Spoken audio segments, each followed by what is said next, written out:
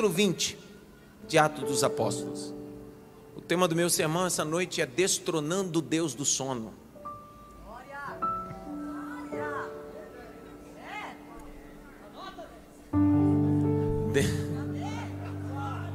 D minúsculo mesmo, destronando o Deus do sono.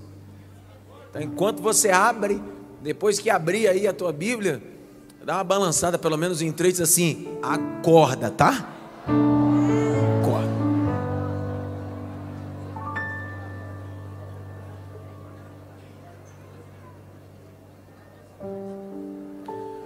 O capítulo é o 20. O versículo é o 5. Até o verso 12. Leia aí, Jaque. Estes nos precederam, ficando à nossa espera em Troade. Depois dos dias dos pães sem fermento, navegamos de Filipos, e em 5 dias nos encontramos com eles em Troade, onde passamos uma semana. No primeiro dia da semana, nós nos reunimos a fim de partir o pão. Partir o quê? Põe um pouco do microfone dela aqui para mim ter. Partir o quê? Grite bem alto, ceia. Não, direitinho. Faz direitinho. Diga, ceia. Pronto. Vem cear. Vem cear. Ninguém sabe, tá vendo? Só conhece o worship, tá vendo? Conhece uma música da...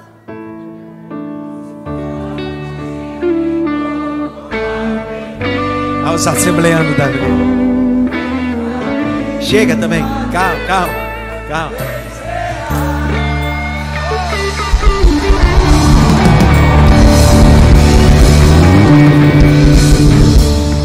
Maruleiba, Macalão agora... Zé Wellington, é isso aí, meu filho.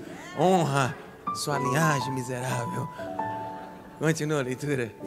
Paulo, que pretendia viajar no dia seguinte, falava aos irmãos e prolongou a mensagem até a meia-noite. Até que hora? Domingo, nosso culto começa à noite, 18 horas e acaba que hora? Não, direito. Esculacha também não. Domingo começa às 18 e acaba 20h30. Domingo à noite, 18 horas, acaba 20h30. Só que hoje...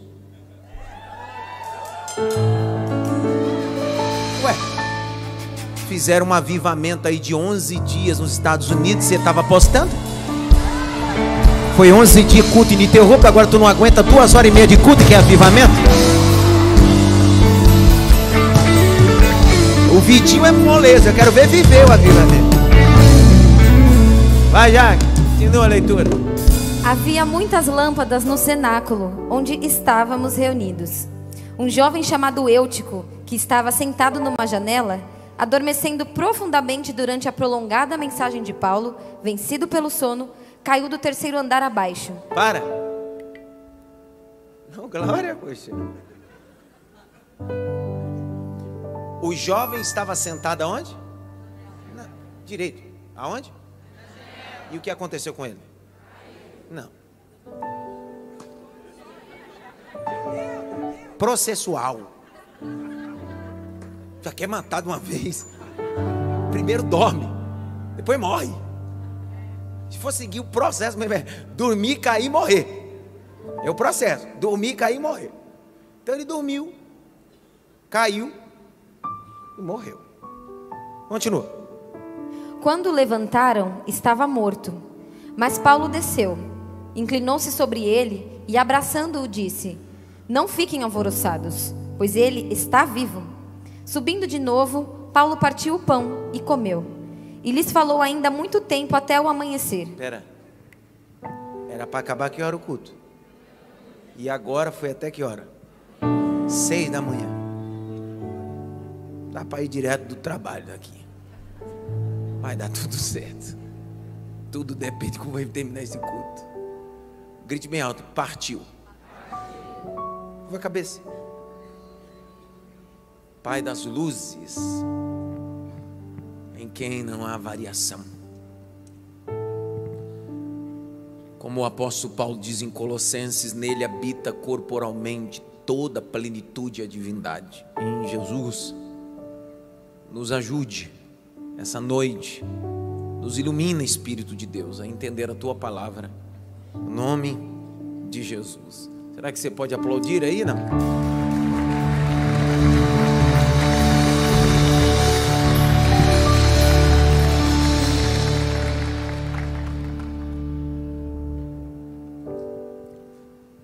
O capítulo de número 20 é o relato da terceira viagem do grande missiólogo, apóstolo Paulo, de dupla cidadania, a quem Cristo teve um encontro com ele no caminho de Damasco, Atos 9. Membro do Sinédrio, da tribo de Benjamim, circuncidado ao 8º dia, fariseu de fariseu. Um homem habilidoso na lei, mas alvo da graça. Depois de tantas experiências, essa é mais uma que entra para o seu currículo ministerial. A perspectiva do texto é detalhar a coisa mais importante que vai acontecer em Troade. Aonde ficava Troade? Primeiro era um ambiente de colônia greco-romana, influência grega, depois recebeu influência romana, mas geograficamente pertencia à Ásia. Para ser preciso, hoje Troade, que era um ambiente portuário, faz parte da parte geográfica da Turquia, perto de Istambul. Troade era um ambiente que Paulo já havia passado algumas vezes. Os estudiosos vão dizer que na primeira viagem missionária de Paulo, Paulo já havia acessado Troade, porque a expressão que diz navegando era impossível na perspectiva de navegar e acessar alguns ambientes, da onde Paulo tem sua partida, e não passar por Troade. Tendo em vista que a primeira viagem de Paulo está no capítulo 13 de Atos, a quem Paulo não é o líder da caravana, o líder é Barnabé. Na segunda viagem de Paulo, é de Troade que Paulo vai receber um start. O capítulo de número 16, que antecede a ruptura de Paulo com Barnabé, 16:8, Paulo está em Troade, e nesse mesmo lugar, Paulo recebe uma visão. Essa visão vai determinar a ida de Paulo até a Macedônia, capítulo de número 16, verso 9. De noite, em Troade, ele tem uma visão dormindo, e o texto diz que um anjo disse-lhe: atravessa a Macedônia, vem nos ajudar. Paulo faz isso, sai de Troade, chega em Filipos. Em Filipos, Paulo vai fundar uma igreja. Em Macedônia, ou no território macedônico, Paulo funda 3 igrejas: Filipos, Tessalônica e Bereia. Troade é um ambiente importante e imponente. O nome histórico de Troade é Alexandria de Troade. Por que Alexandria de Troade? Por homenagem ao grande conquistador grego chamado Alexandre o Grande, 300 anos antes de Cristo. Esse local geográfico portuário recebe esse nome. E o que nós temos registrado na Bíblia é só Troade, mas se refere à mesma. Algumas divindades estavam estabelecidas ali, até Apolo era um deus em Troade. Paulo está nesse lugar. Paulo chega com uma caravana. Deixe sempre o texto aberto para que você possa acompanhar comigo. E eu termino. Capítulo 20, verso 4, a informação é clara. O local é a Ásia. A caravana que está e vai esperar Paulo em Troade. Uma equipe. Quando Paulo chega em Troade, o texto diz que Paulo vai partir o pão. É o texto que vai dizer que durante 7 dias consecutivos esteve Paulo ali em Troade.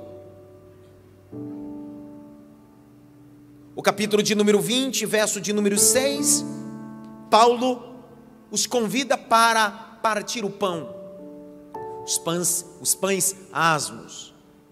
Olhe para mim, olhe nos meus olhos.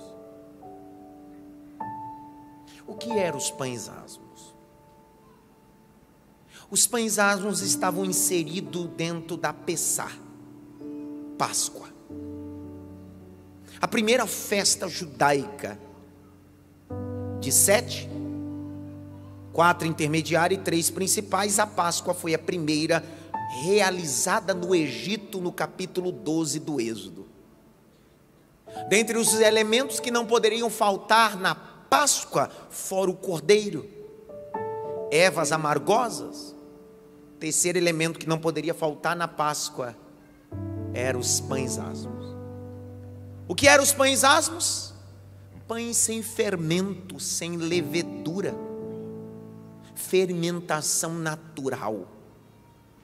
O apóstolo Paulo vai correlacionar os pães asmos na perspectiva de sinceridade, quando ele escreve a carta aos Coríntios, capítulo 5, ele diz assim: façam festa, mas façam festas sem fermento, com os pães asmos, com sinceridade, porque Cristo é o nosso Cordeiro Pascual. Não só isso, Paulo os convida para reproduzir a ceia que acontecera, instituído por Cristo, em um mesmo ambiente que eles estão, um cenáculo. Perceba que o cenáculo aparece 3 vezes na Bíblia, no texto neotestamentário, dando ênfase. Primeira vez que aparece cenáculo na Bíblia, aparece quando Jesus está celebrando a ceia, ele mais 12. Segunda vez que aparece cenáculo na Bíblia é a descida do Espírito Santo, em Atos capítulo 2. A terceira vez que aparece cenáculo de uma forma espontânea ou importante está aqui, sem contar Dorcas, mas tendo a perspectiva do que Paulo está querendo remontar, é a ceia, e por isso ele convida os irmãos a partir a ceia. Outro detalhe, olhe para cá. O Kiddush é um jantar cerimonial de contrato. Quando alguém quer assinar algo, estabelecer algo dentro da cultura judaica, se fazia um Kiddush. Um Kiddush era um jantar de contrato. Estabelecia ao convidado e um anfitrião uma aliança, dizendo: nós temos um pacto. 2 coisas que não poderia faltar na mesa para um Kiddush cerimonial: 2 elementos, pão e vinho. Por isso que na mesa, no mitzvot, na Páscoa, não pode faltar na mesa pão e vinho, reproduzindo não só a ceia, mas reproduzindo o cenário do pai da fé, Abraão. Capítulo 14, verso 18 do Gênesis, vai dizer que Abraão estava voltando de conquistas, de matanças. Havia conquistado terras, vencido reis e havia trazido-lhes despojos. E o texto diz que quando ele está voltando, ele se encontra com um rei que é sacerdote. O nome dele é Melquisedeque, rei de Salém. Esse rei de Salém, sacerdote, tem em suas mãos 2 elementos. Capítulo 14, verso 18 do Gênesis: pão e vinho. O texto diz: e ele abençoou Abraão, porque era um homem abençoado. Jesus está remontando isso na ceia, e Paulo está remontando isso novamente. O que significa isso, pastor? Na nossa mesa de ceia pode faltar tudo, só não pode faltar o pão que nos alimenta e o vinho que é o símbolo da purificação do Espírito de Deus. Paulo está os levando a um cenáculo, um ambiente alto, amplo, secreto, imobiliado. Paulo está pregando. Os estudiosos vão dizer que Paulo não tinha uma boa oratória. Paulo não tinha uma boa dicção. Dr. Carson, um dos mais brilhantes teólogos canadenses, vai dizer que alguns tinham desejo fadonho de ouvir Paulo. Paulo não tinha uma prédica maravilhosa, mas era um homem doutrinário. Porque Paulo acreditava não na performance, mas na essência. Isso não significa que anula o indivíduo que tem uma boa qualidade em sua oratória, mas Paulo não tinha isso. Paulo começa a pregar. O texto diz que Paulo se prolonga. E prolongando, tem um menino na janela. O menino começa a ouvir, começa a cochilar, como alguns que eu estou vendo aqui essa noite.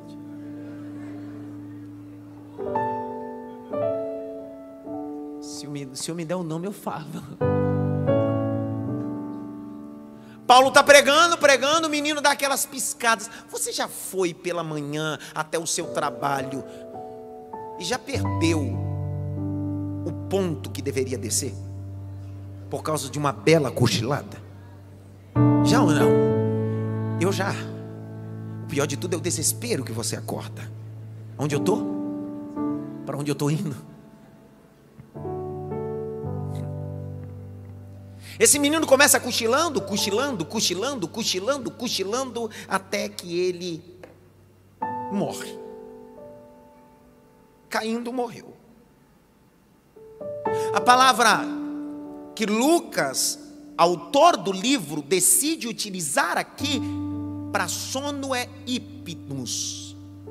Hipnos é uma divindade grega, mitologia grega. Grite bem alto, hipnos. Hipnos é uma divindade grega do sono.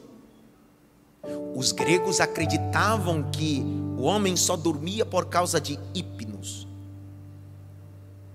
Os gregos acreditavam que quando o homem dormia, Morfeu, dentro do panteão grego, filho de Hipnos, visitava os homens no sono e lhe davam sonhos e pesadelos. Como é que alguém que está no cenáculo ouvindo a mensagem do Calvário permitiu-se ser dominado pelo ímpetus? Como é que alguém que está no local certo, cenáculo, mas sentado no lugar errado, janela, deixa de ouvir a mensagem cristocêntrica que ressuscita para ser abordado por hipnos, a divindade do sono? Eu já vi muitas críticas sobre Paulo dizendo: a culpa é de Paulo. Se tivesse pregado rapidinho, o menino não tinha dormido. Se não dormisse, não caía. Se não caísse, não morria. É sempre mais fácil culpar alguém do que assumir a sua própria culpa. Ninguém deu glória, tá vendo? Se eu falasse que a porta ia se abrir, ia ter gente pulando, saltando. É sempre mais fácil dizer: se tivesse pregado menos, se tivesse não me criticado, se tivesse isso, tivesse aquilo. É sempre mais fácil terceirizar a culpabilidade de uma deformidade que é minha. Quantas pessoas você está vendo dormindo aqui no cenáculo? Quantos? Quantos? Vamos lá, quantos?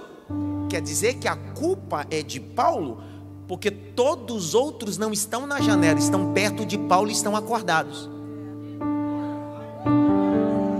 O problema não é estar no cenáculo, o problema é onde você está sentado. Porque onde você está sentado, você fica em dubiedade de atenção. Uma orelha, uma audição, presta atenção na mensagem que Paulo prega, e a outra presta atenção no que está passando fora. Por isso que você fica metade na igreja, metade no carnaval, metade no santo, metade no profano. Mas esta noite de ceia, Deus está dizendo: sai da janela e vem para o centro do cenáculo. Sai da janela, vem para o meio do propósito.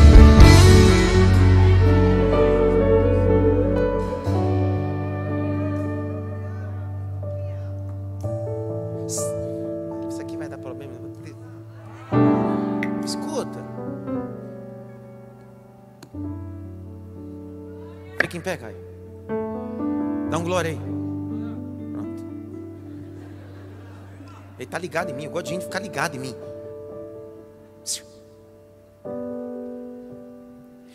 Antes de Davi morrer, ele chamou seu filho Salomão. Chamou seu filho o quê? Salomão ia assumir o trono do pai.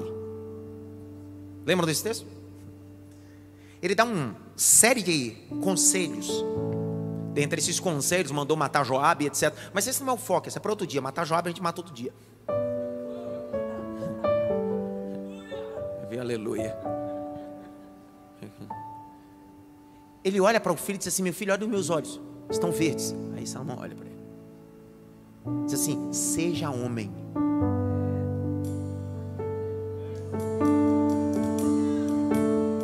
Davi não está falando de masculinidade, Davi está falando de caráter. Falou, assuma. Se comprometeu, vai até o fim. Se errou, assume o erro. Meu filho, seja homem como eu fui.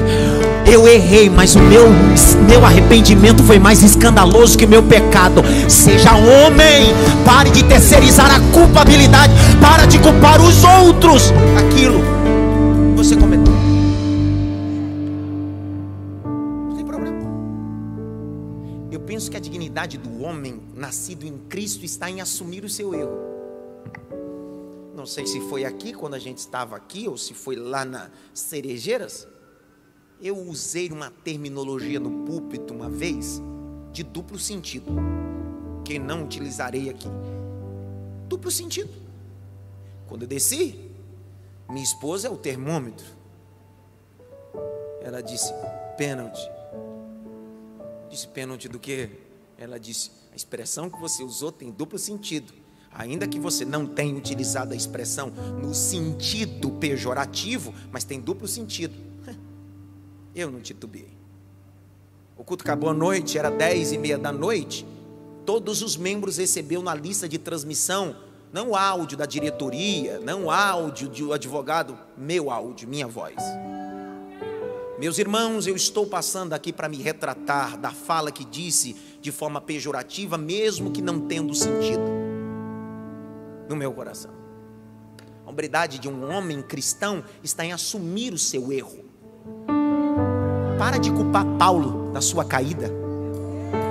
Para de culpar Paulo da sua dormida. Para de culpar Paulo da sua morte. Está na hora de você sair da janela e vir para o centro. Para de culpar o pastor tal, a esposa tal, o marido tal, o patrão tal, a empresa tal. Você culpa todo mundo. Esse domingo Deus está dizendo: vou me levantar. Vou me levantar. Vai ficar me olhando ou vai ouvir a mensagem? Vou me levantar. Meu lugar não é na janela. Janela não é meu ambiente. Meu ambiente é no centro do cenáculo, porque foi aonde o Espírito de Deus desceu. Levante as suas mãos para o alto. Se veio assistir, assiste. Se veio mascar chiclete, masca. Mas se veio adorar, abre essa boca. Glorifica Cristo. Glorifica Cristo. Aqui não é lugar para dormir. Aqui os deuses do sono são destronados. Desperta, tu que dormes.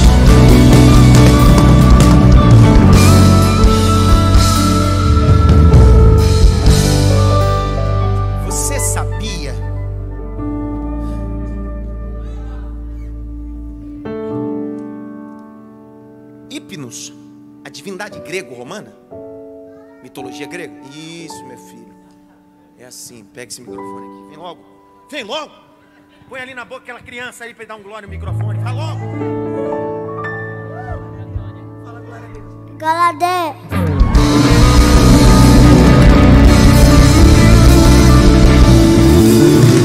Eu gosto de gente assim.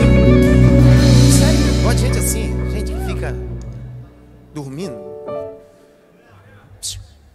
Hipnos, segundo a mitologia grega, quando alguém era tomado de sonâmbulo, os gregos diziam: este está sendo dominado por Morfeu, seu filho.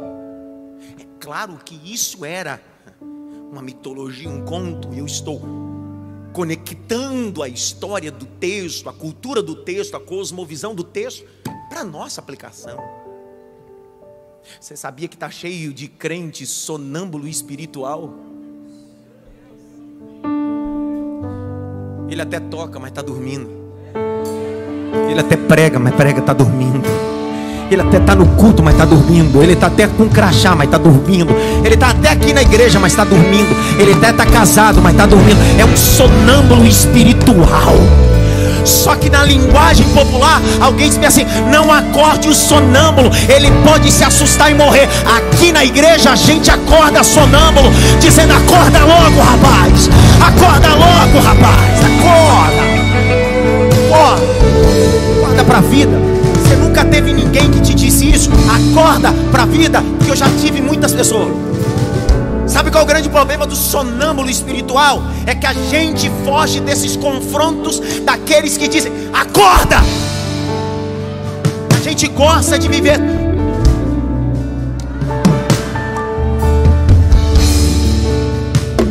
Quem é que está nos visitando hoje? Levanta a mão aí. É para vocês também essa mensagem. Para nós tudo essa mensagem. É da glória que fica bonito. Da glória, isso, da glória. É para todo mundo. Já que veio a mensagem, é para todo mundo. É para quem é crente, não é crente, quem é visitante. Abra a boca e come a mensagem.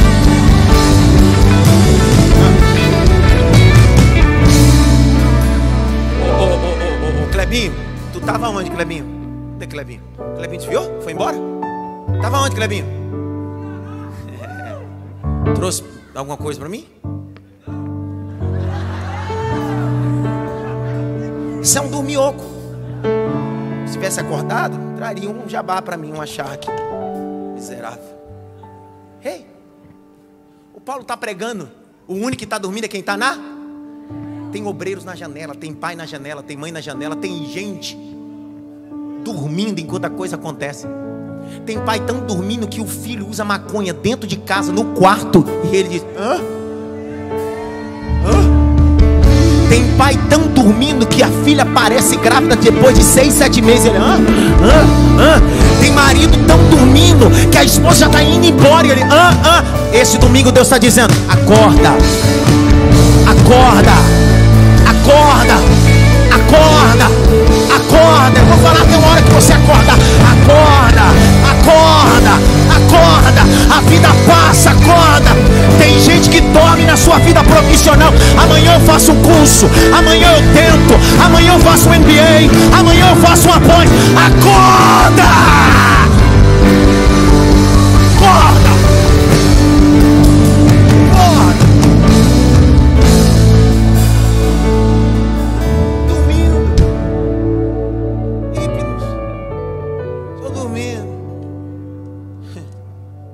Deus do céu, que sono é esse da miséria, Jesus?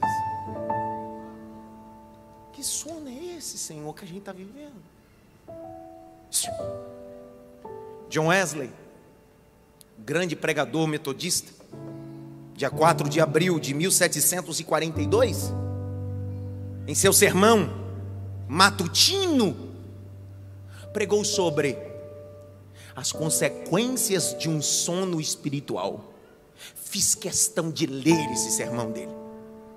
Fiz questão de ser ministrado por esse sermão. E extrair desse sermão 3 pontos. Minha vontade era repregar o sermão, mas aí eu ia herdar o sermão. Eu disse: eu vou pegar só esses 3 pontinhos, porque ele foi tão profundo em 1742 que eu disse: uou, John Wesley. John Wesley vai dizer que há 3 elementos que podem destacar o sono de um indivíduo na perspectiva espiritual. A primeira delas, a insegurança. Todo indivíduo que dorme está inseguro.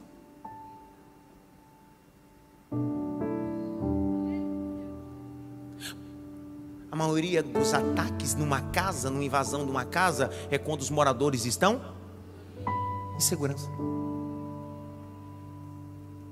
O sono está correlacionado à insegurança, porque quando você está dormindo, você não tem a capacidade de se proteger. Está inseguro. A insegurança. 2, segundo John Wesley, paz ilusória. Quando você está com muito problema ou com uma situação, a primeira coisa que você tem vontade é o quê? Dormir. Sim ou não? Parece que dormir esquece os boletos. Ou tem pesadelo com eles. Paz ilusória. Então quando eu durmo eu digo, estou em paz, mas é ilusória. Terceira perspectiva de John Wesley, em 1742, 4 de abril, ele diz: quem dorme vive uma satisfação pessoal. Tem gente que manda bem na dormida. Tem gente que tem o ministério dos ursos. Deus está falando agora. Tem umas esposas que quando estão grávidas dizem, porque a mulher grávida dorme de forma excessiva. O engraçado é que depois que elas têm, os meninos continuam dormindo. Aí você diz, minha filha já engravidou, já pariu, esse menino chega a dormir. Ei!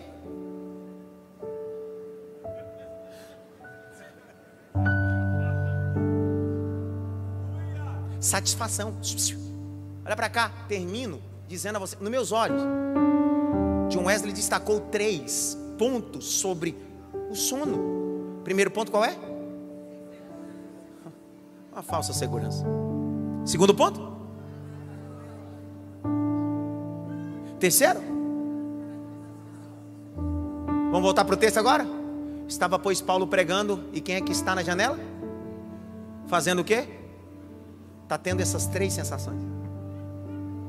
E o problema está aqui. Enquanto a palavra está sendo pregada aqui, enquanto Deus está falando no meio do cenáculo, tem gente dizendo, eu quero viver isolado, eu prefiro ficar sozinho nas minhas seguranças.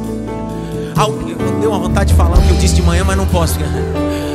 Tem gente que é igual eu, tipo, diz bem assim, eu não quero ficar no meio da panelinha. Tem muito hipócrita, eu prefiro ficar na janela. Sempre cabe mais um. Sempre cabe mais um hipócrita no meio da panelinha. Sempre cabe mais um deformado. Porque é melhor no meio do cenáculo, ouvindo a palavra que transforma, do que na janela, dormindo, caindo e morrendo. Eu prefiro ficar no meio mesmo. Levanta a mão direita assim bem alto. Bate pelo menos em 3 mãos e diz assim, acorda, rapaz.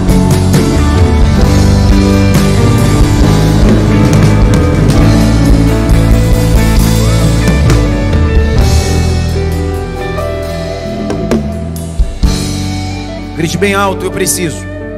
Mais alto, eu preciso. Acordar. Olha para cá nos meus olhos. Quando eu apliquei o texto dizendo que se eu dormir demais, quando eu acordo a coisa já virou um problema. O casamento já virou um divórcio. O filho já foi embora. A empresa já faliu. O ministério acabou. Por quê? Porque eu dormi. Olha o que Jesus diz. Eu gosto de Jesus, mas Jesus é assertivo em tudo, cara. Eu nunca vi Jesus errar.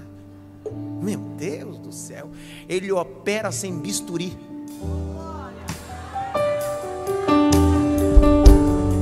Ele é preciso. Ele vai dizer, Adson, presta atenção, Adson. O problema não é outra coisa a não ser você dormiu tanto que não viu o problema chegar. Abre Mateus. Mateus está na Bíblia, Mateus. Está perto do livro de Gênesis, Mateus. Capítulo 13, verso 23 a 30. Porque tem texto que é autoexplicativo, não tem necessidade de ninguém me explicar. É esse texto. Lê, Jaque. Lê, Jaque, logo. Mas o que foi semeado em boa terra é o que ouve a palavra e a compreende. Este frutifica e produz a 100, a 60 e a 30 por 1. Jesus lhe propôs outra parábola, dizendo: o reino dos céus é semelhante a um homem que semeou boa semente no seu campo. Mas enquanto todos estavam dormindo... Opa! Enquanto todos estavam o quê? O que aconteceu, Jairo? Veio o inimigo dele, Olha, semeou o joio no meio do trigo e foi embora. E quando as plantas cresceram e produziram fruto, apareceu também o joio. Então, os servos do dono da casa chegaram e disseram: patrão, o senhor não semeou boa semente no seu campo? De onde então vem o joio? a gente diz, do nada. Não é possível. Isso deve ser uma obra do diabo. Alguém fez algum urucubaca na minha vida.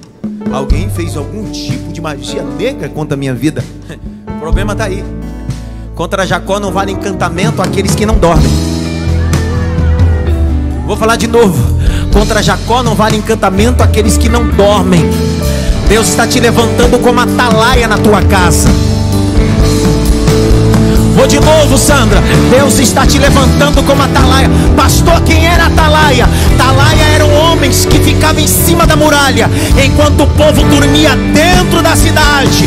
O atalaia ficava olhando e dizendo bem assim: se o inimigo apontar, eu toco a trombeta e a gente não é pego de surpresa. Deus vai levantar atalaias.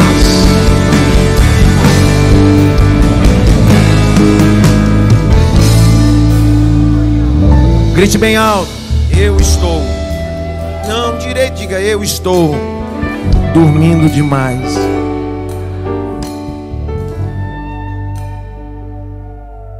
Terminei. Destronando Deus do dormindo demais. O sábio Salomão diz em Provérbios que o que dorme demais é preguiçoso. Dormindo demais. Sabe o que é pior? O sono não é só uma ideia, uma conotação pejorativa.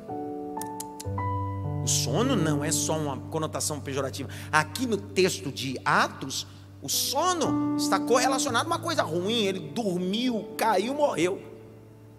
Só que nem sempre na Bíblia a gente que dormiu viveu coisas ruins. A Bíblia diz que Sansão dormiu no colo de Dalila e perdeu sua força. A Bíblia diz que Jonas dormiu e Deus mandou uma tempestade. São sonos que estão correlacionados a coisas pejorativas. Mas eu também conheço na Bíblia gente que dormiu e viveu coisas importantes. A Bíblia diz que Deus olhou para Adão e disse assim: é bom que o homem não viva só. O Senhor olhou para ele: você eu fiz sem ninguém dormir, mas vou tirar a Eva de dentro de você. Gênesis 2, 20 e 21. E o Senhor colocou Adão para dormir. E quando Adão acordou, já tinha vitória na sua mão. Nem sempre dormir é o pior momento. Tudo depende do momento e a hora. A Bíblia diz no capítulo 28 do Gênesis: e foi Jacó até o deserto, pegou uma pedra e fez da pedra travesseiro, e deitou, dormiu, teve sonhos, viu uma escada e anjos que subiam e desciam. E quando acordou disse: quão terrível é este lugar. O problema não é dormir. Em que momento você está dormindo? Em que condição você dorme?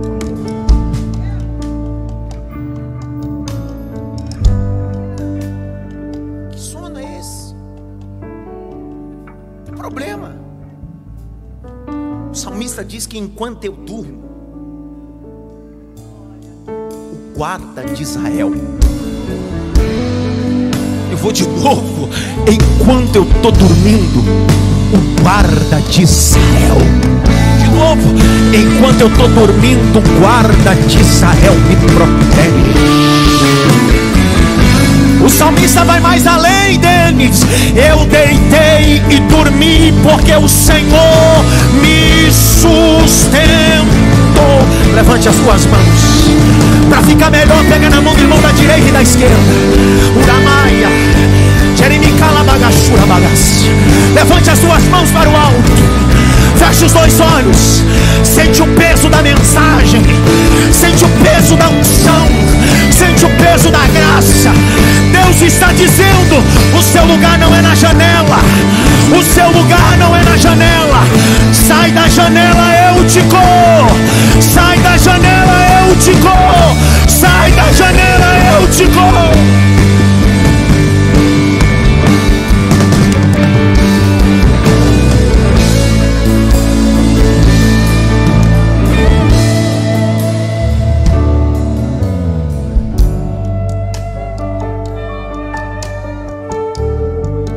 Efésios 5,14, põe na tela aqui.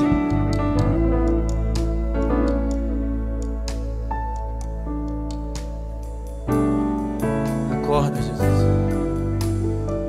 Por isso é que se diz: desperta, você que está dormindo, levante dentre os mortos, e Cristo, e Cristo, e Cristo, e Cristo. Eu gosto da versão: e Cristo clareará o seu entendimento e a sua vida.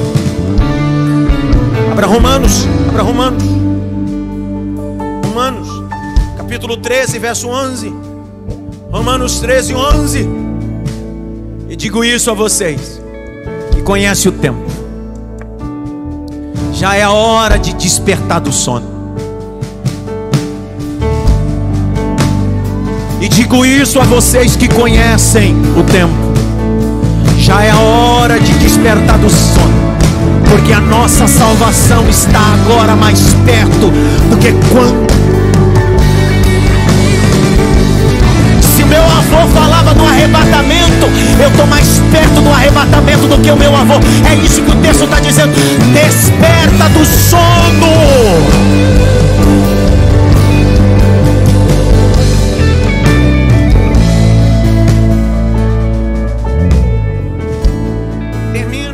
Cá e pense comigo. A Bíblia foi feita para pensar. O Evangelho é feito para pensadores. Por isso que o culto é racional.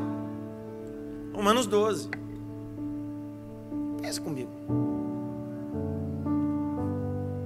Um homem procura Jesus, querendo a vida eterna, e Jesus diz para ele: é fácil, pega o que você tem, vende, dá aos pobres e me segue. O texto diz que ele saiu como? Triste. Jesus foi atrás dele? Não. Paulo está pregando, sim ou não? Quem é que está no lugar errado sentado? O que está tendo ali no cenáculo? Ceia e mensagem de culto. O camarada dorme, cai e morre. Por que Paulo não continua?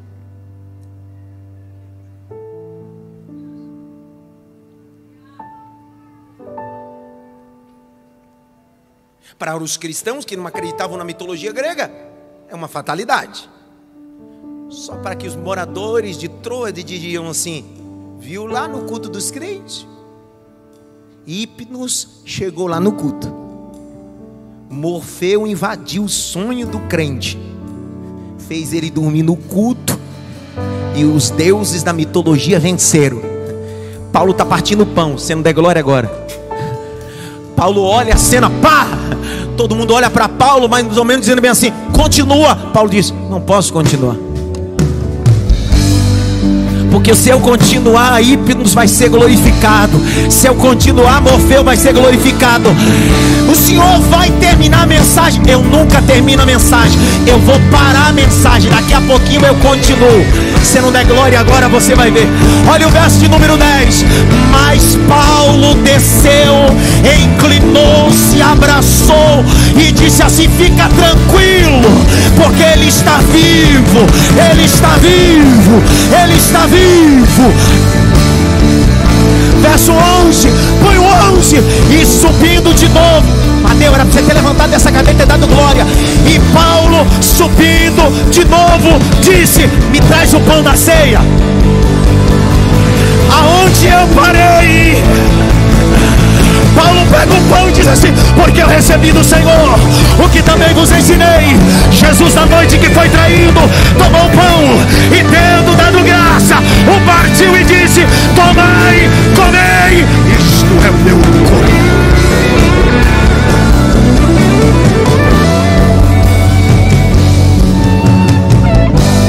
O povo de Troade disse: esse Cristo é maior do que Hipnos.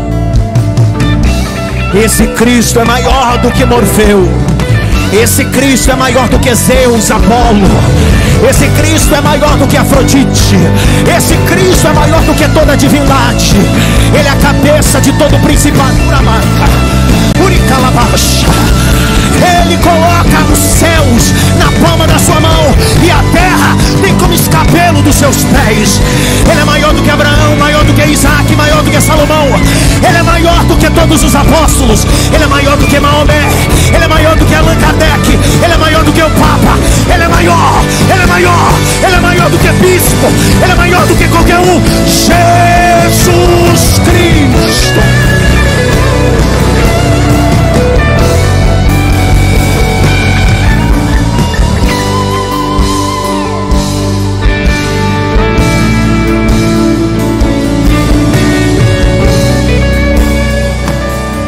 Foi para isso que eu nasci. Foi para isso que eu nasci. Meu lugar não é na janela.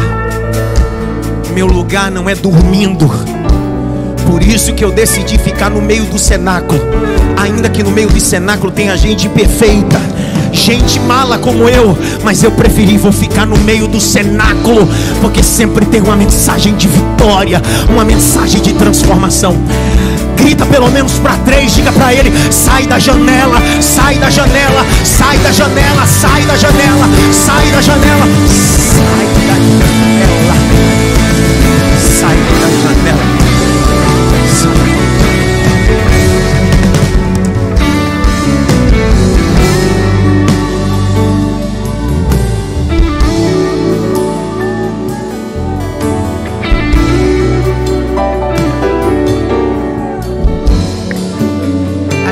Dormindo na hora errada.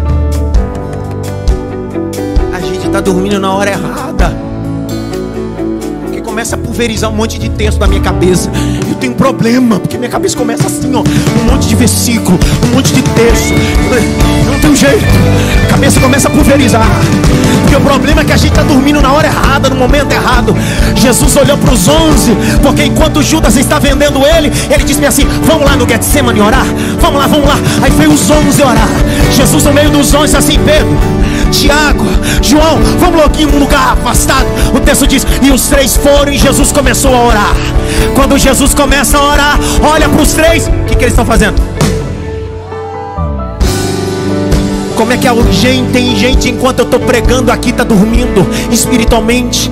Como é que num tempo que a igreja está vivendo de expansão do reino de Deus, tem gente se preocupando com picuinha, com briguinha besta? O Senhor está dizendo: Pedro, Tiago, João, acorda, vai orar.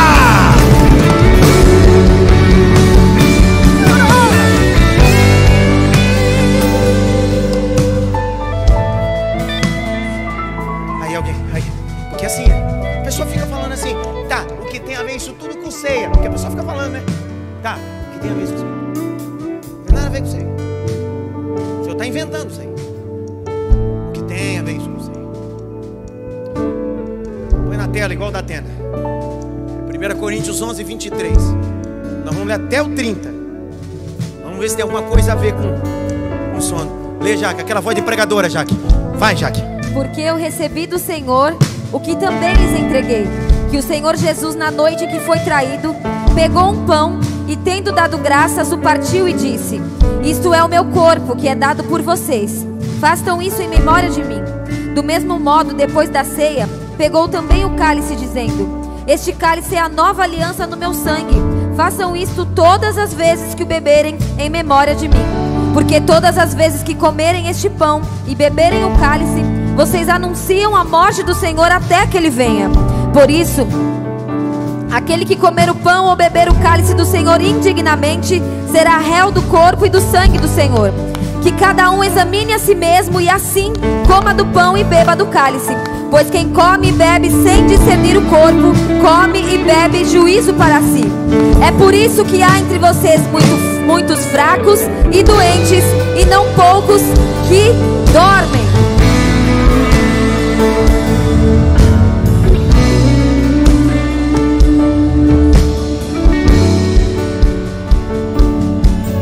A Bíblia sempre será a resposta de tudo. Vou falar igual o irmão me procurou um dia no gabinete: se eu tenho uma raiva do Senhor. Eu disse: por quê? Porque tudo o Senhor mostra na Bíblia. É claro, ela é um manual da vida cristã. Feche os olhos, curva a cabeça.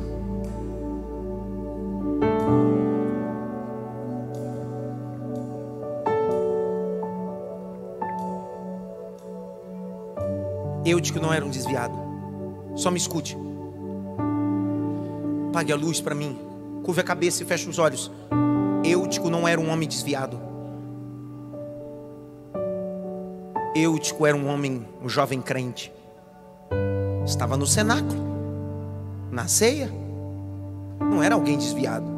Porque se tivesse desviado, estaria nos prostíbulos de Troade, estaríamos nos bares de Troade. Mas ele estava no cenáculo. O problema, estava sentado no lugar errado, na janela. Essa mensagem veio para você, crente cristão.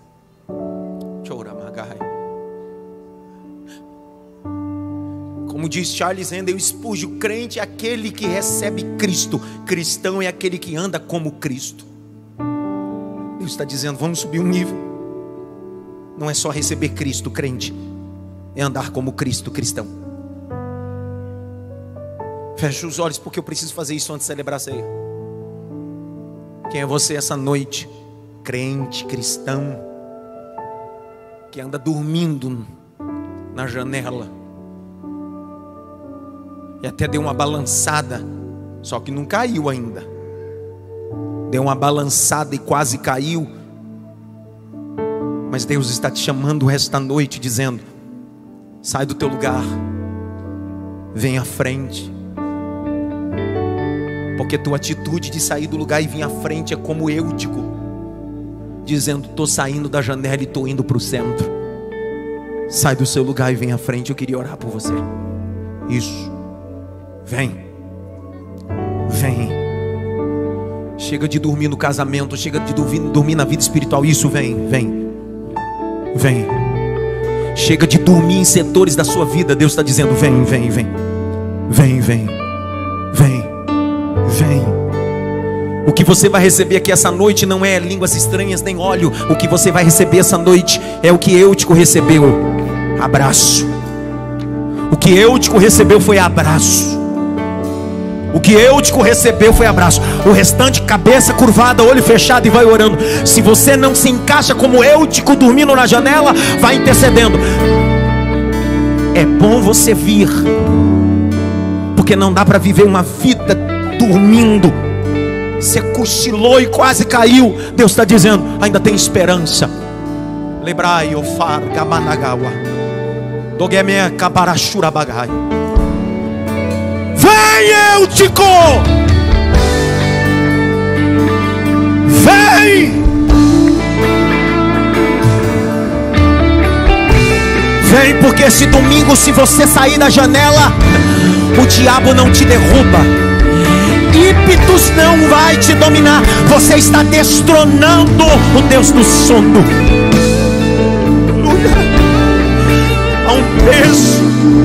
Há um peso de transformação neste lugar. Há um peso de transformação neste lugar. Tem muita gente vindo ainda. Enquanto você está vindo, eu preciso chamar o segundo grupo, porque eu preciso celebrar a ceia. Esse grupo é daqueles que estão cochilando e não caíram ainda. Estão cochilando e deram já uma bambeada, mas não caíram. Só que esse segundo grupo é aqueles que cochilaram, caíram, estão mortos espiritualmente essa noite aqui. Só que Deus está dizendo, entre a ceia e você, dou uma pausa na ceia para que você ressuscite. Entre o pão da ceia e o suco de uva, dá uma pausa que a gente vai esperar você sair do lugar. Pastor, eu servi a Deus, eu tinha vida espiritual, eu tinha até ministério, mas vacilei, dormi, caí. Hoje eu venho para o culto, já não sinto mais nada, já estou sendo empurrado. Deus está dizendo, sai do teu lugar, vem para o altar. Sai do seu lugar e vem para o altar. Jesus não vai acordar você, Jesus vai ressuscitar você. Hoje é noite de acordar e de ressuscitar.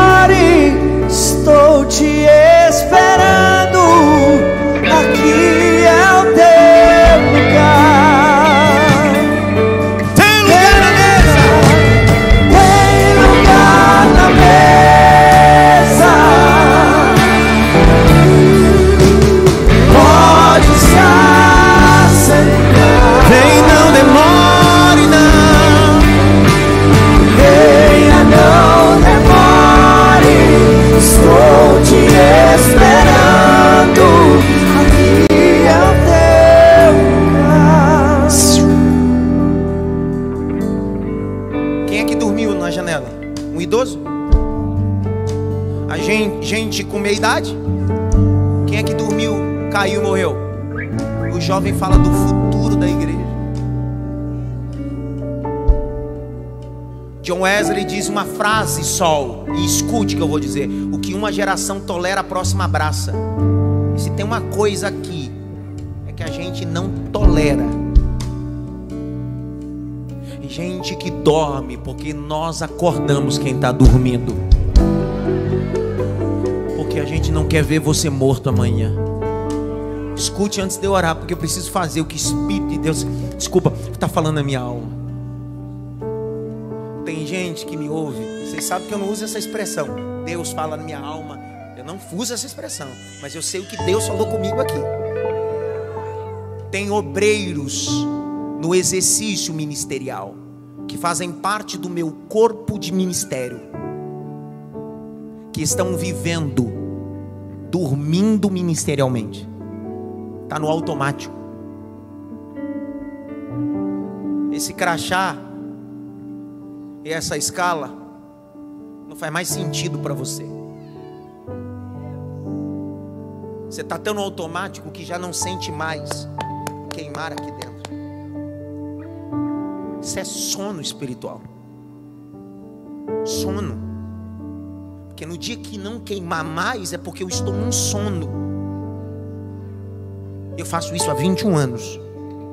Tem dia que eu canso, mas não durmo. Eu tenho que estar acordado espiritualmente.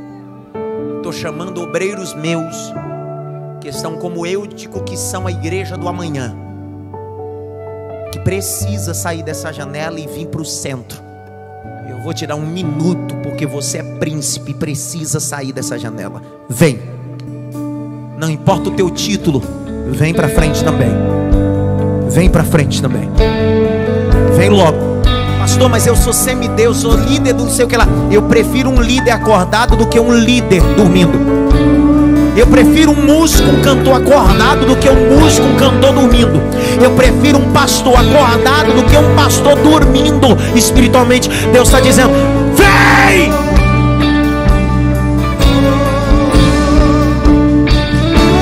Vem!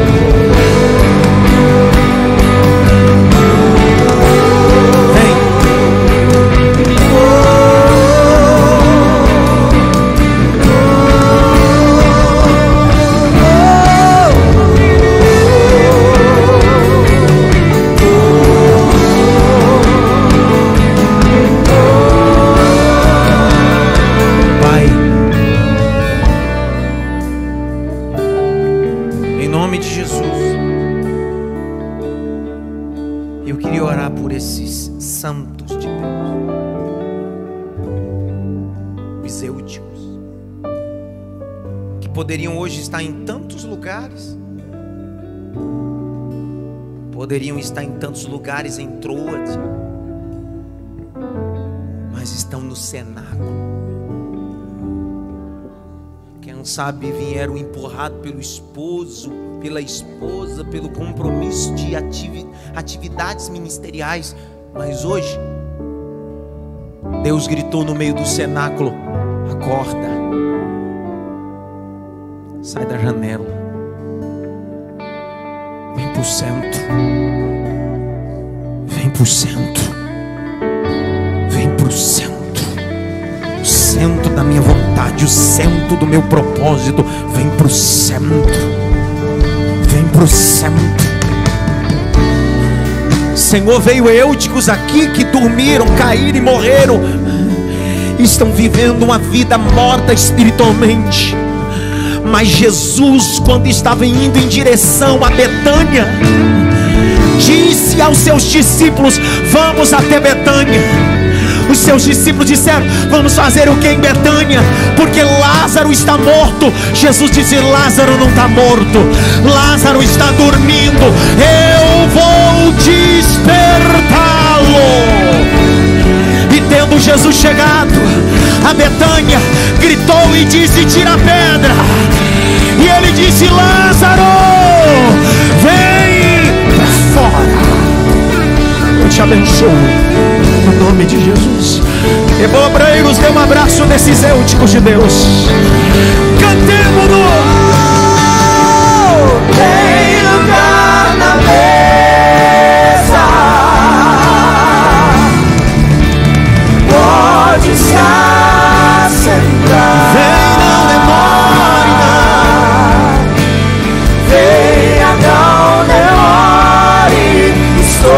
te esperando. Aqui é o teu lugar.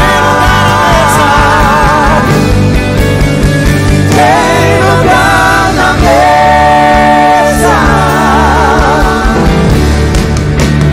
Pode se assentar. Venha, não demore. Estou te esperando. Aqui é o teu lugar.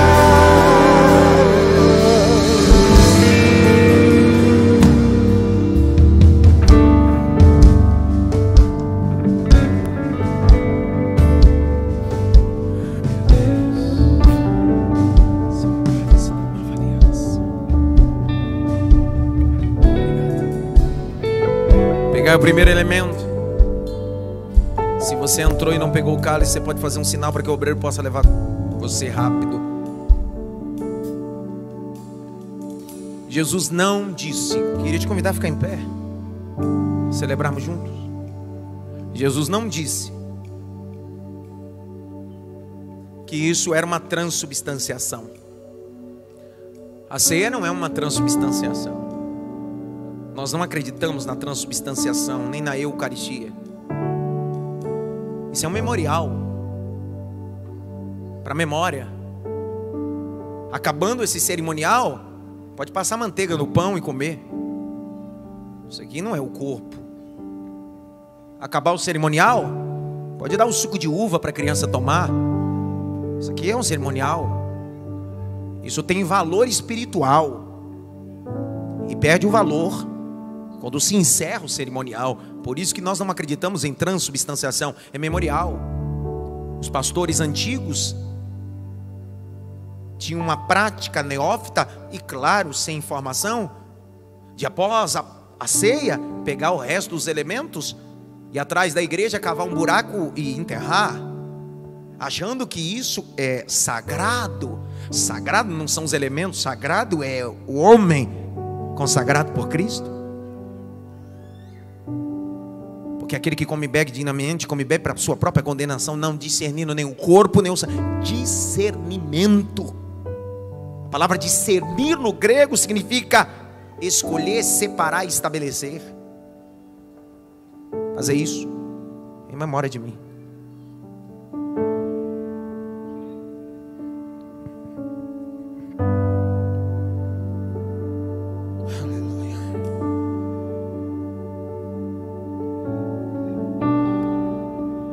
O pão vivo que desceu do céu. Aquele que não comer da tua carne e não beber do seu sangue não terá parte contigo, disse Jesus. Esses são os pães asmos, pães sem fermento.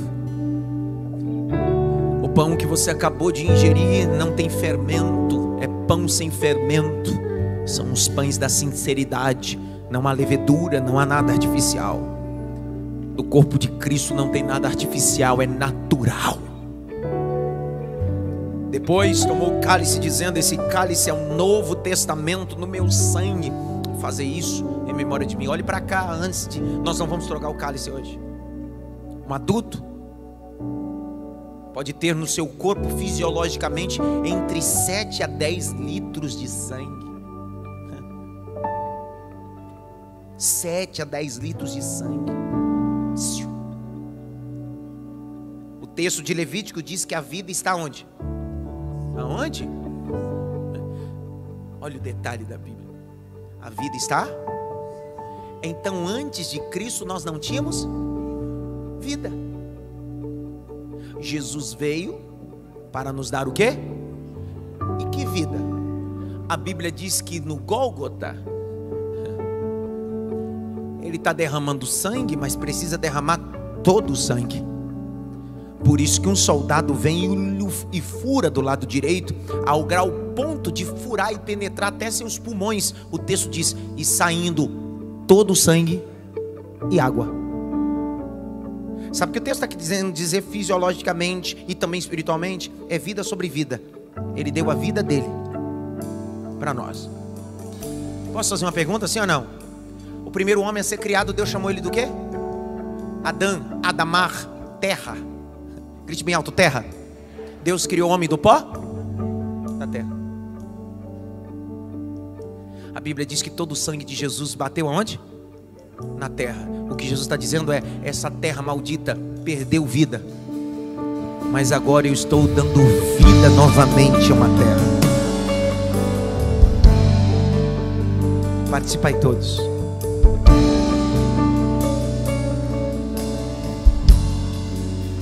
Nós não vamos dobrar o joelho hoje, em pé como estamos mesmo.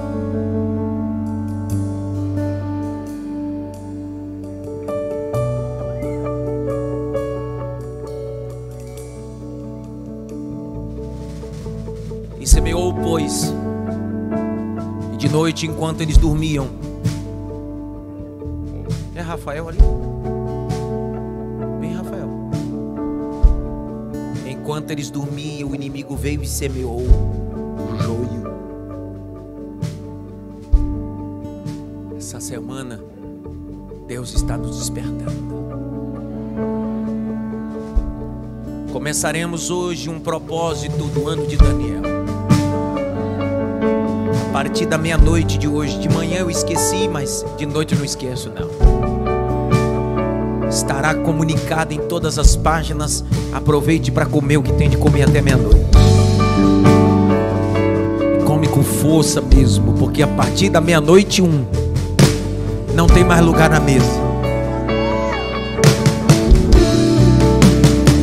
O primeiro mês de janeiro foram 10 dias de legume, verdura e água.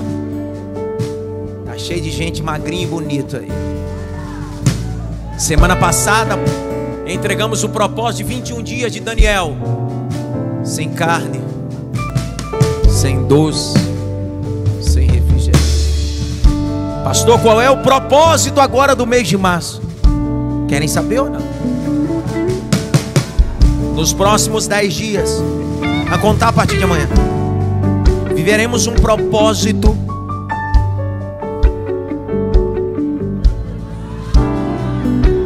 Olha a cara dele, desolado. Que raiva eu tenho dele. Nós temos 3 refeições principais diárias dentro da nossa cultura. Dentro da nossa cultura, 3 refeições principais diárias. O café da manhã, como diz os nutrólogos, o mais importante. O almoço e a janta. Nem todas as pessoas têm café da tarde. Não está dentro do nosso hábito. São 3 refeições principais. Nos próximos 10 dias, a começar a partir de hoje, tiraremos uma refeição em propósito a Deus. Você fará 10 dias e cada dia você pode fazer: vou tirar os 10 dias o café, vou tirar os 10 dias o almoço, vou tirar os 10 dias a janta. Ou você pode fazer intercalado: hoje eu vou tirar o meu almoço, amanhã eu vou tirar o meu café, amanhã eu vou tirar minha janta.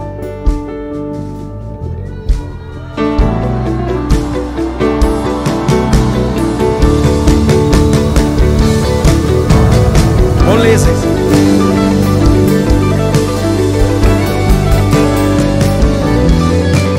Moleza.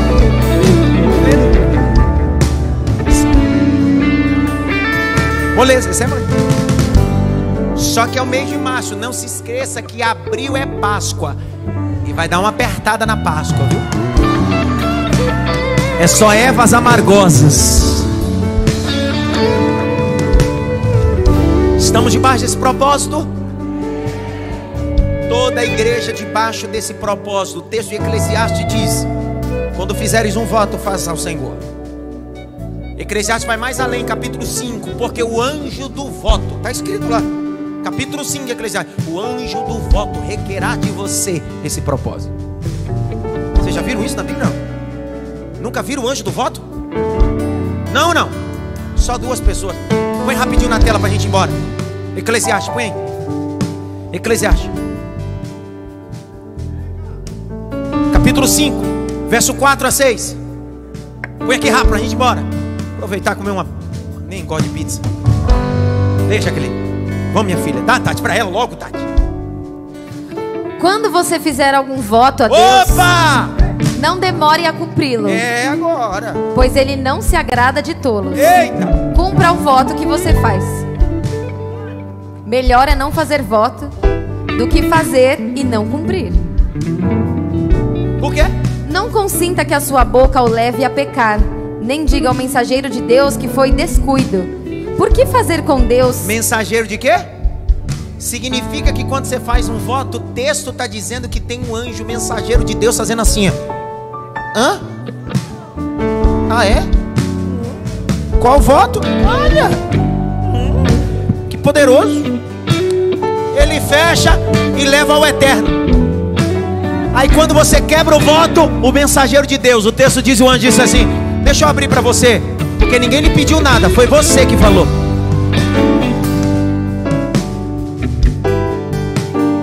Tem uma irmã que fez o sinal da cruz ali. Levanta as duas mãos, eu dou a benção. Que a graça do nosso Senhor e Salvador Jesus Cristo, o grande amor de Deus Pai, a consolação e a união do Espírito Santo seja com todos, não só agora, mas para todos sempre. Posso te convidar? Posso fazer um convite para você, sim ou não? Terça-feira eu tenho uma bomba nuclear para falar sobre o profeta Amós.